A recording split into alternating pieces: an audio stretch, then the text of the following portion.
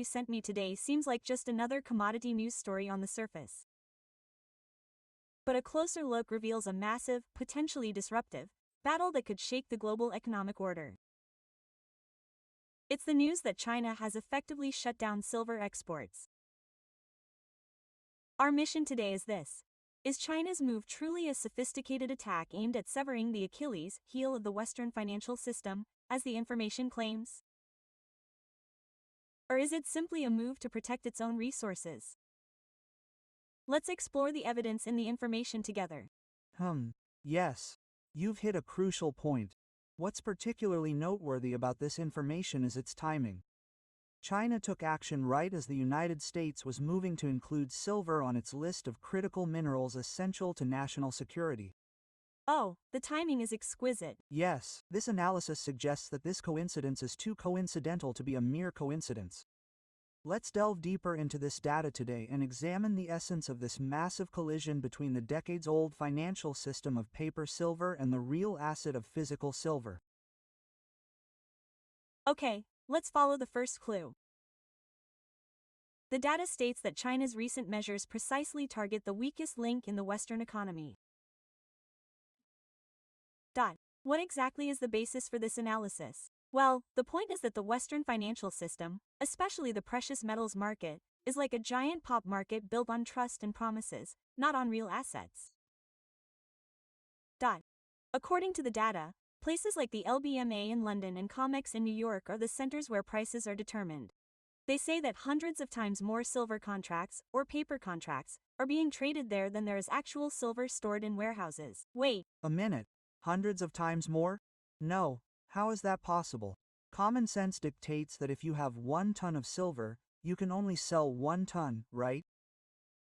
The data suggests that this is precisely the flaw in the system. One quote from the data perfectly illustrates the situation.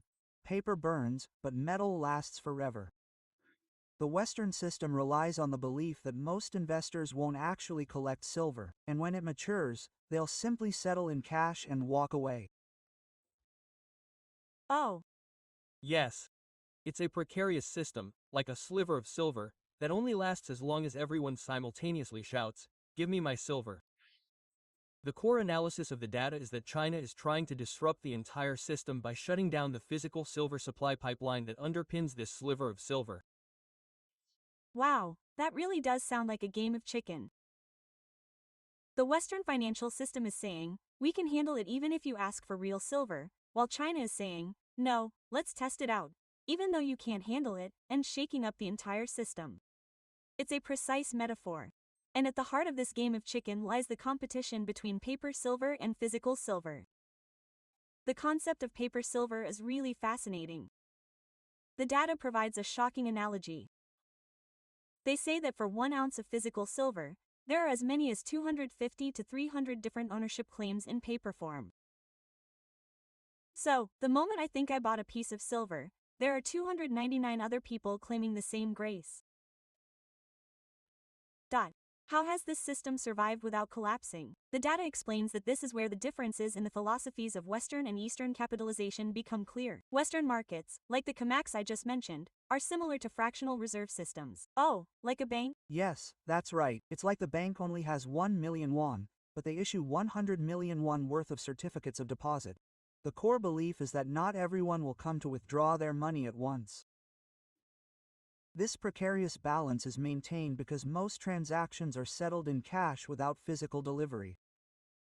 However, the data warns that if there's a collapse of trust due to some trigger and a bank run where investors demand physical delivery ensues, this system will immediately collapse.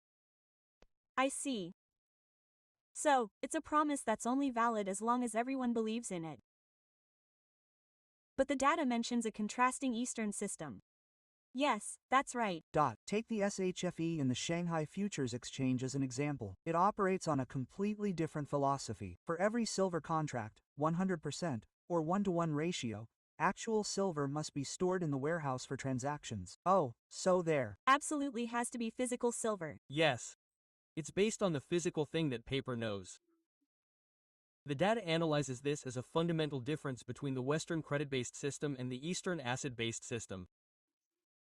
One side trades promises, the other trades physical goods. China's latest move is intended to demonstrate the superiority of this asset-based system and attack the vulnerabilities of the credit-based system. Ah, the picture is much clearer now.